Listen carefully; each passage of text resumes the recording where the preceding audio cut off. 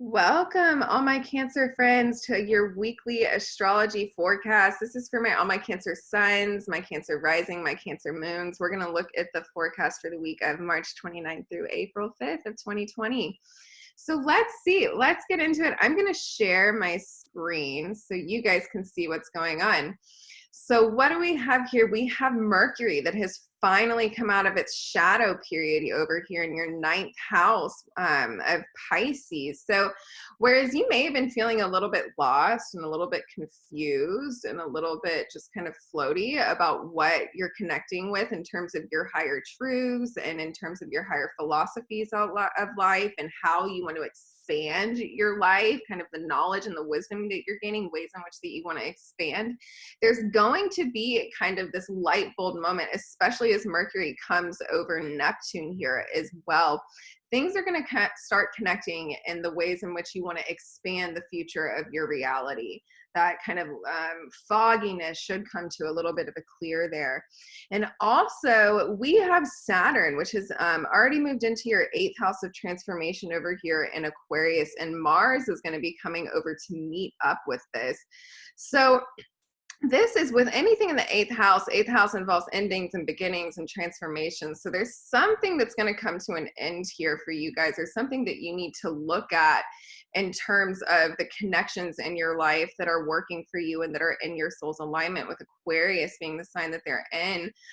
Which connections in your life are kind of feeding the positive transformations, and which connections are just sucking you dry out of your energy? It's time to start looking at those and stepping into the transformations that are going to bring you to a better life, and kind of cutting off those connections that are no longer serving you to your best soul's alignment.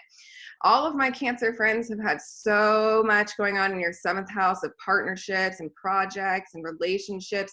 You have really been undergoing some transformative actions there, especially just in terms of relationship steps over the past couple years, projects you've been working on the past couple years, learning a lot about yourself through relationships and transforming in heavy levels. Well, here's some more transformative energy for you, because we have Jupiter meeting up with Pluto here in your seventh house of relationships. So this is major transformation, major light being shown on some kind of truth that you need to be looking at in terms of your partnerships, in terms of your relationships, in terms of your projects. There's something that you need to be paying attention to there, and Jupiter is going to be shining light on that, bringing something out of the darkness.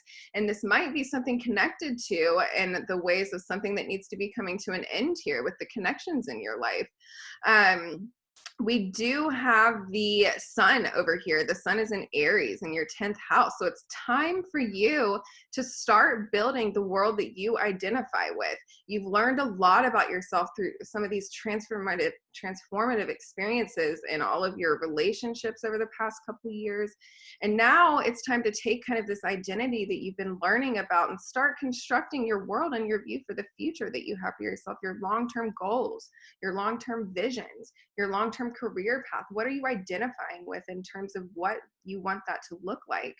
We do have Venus, who is going to be moving out of your 11th house here in Taurus and into your 12th house. So this is your 12th house. This is a house of clearing. So you're going to have some clearing of relationship aspects. And in Gemini, she's going to be looking at all the sides and doing some clearing out of some of these partnerships that are no longer serving you to your soul's alignment.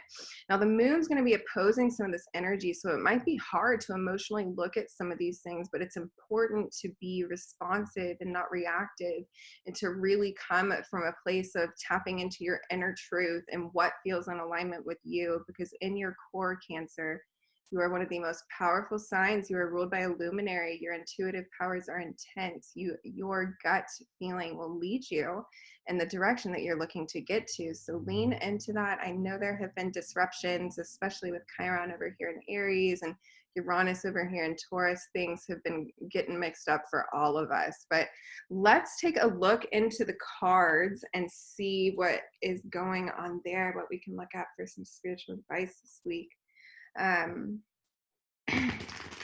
Cancers, you guys are building and learning so much about yourself through relationships, and you have been over these past couple years.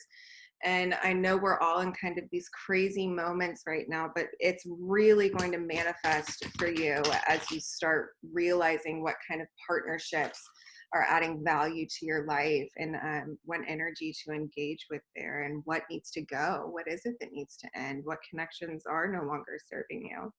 So let's see.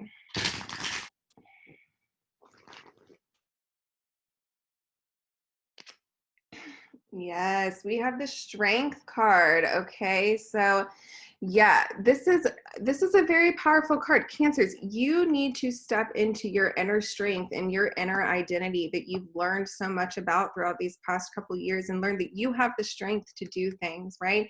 You have the strength to step into your worth and to step into your values and to lean into relationships, into partnerships, into projects that foster that, and also learn that you are strong all by yourself. You can see this woman, she isn't necessarily involved in some kind of relationship with somebody. She's learned strength within herself, right? And she's learned that she's got the world here, infinity. She can do anything with this inner divine voice and this inner strength. And sometimes, Cancer, you guys can outsource a lot of your happiness into relationships, but it's important to look within yourself and pay attention to the alignment that's coming there, and nurture yourself and your soul throughout this transformative experience. But in any case, you guys, I love you. And until next week.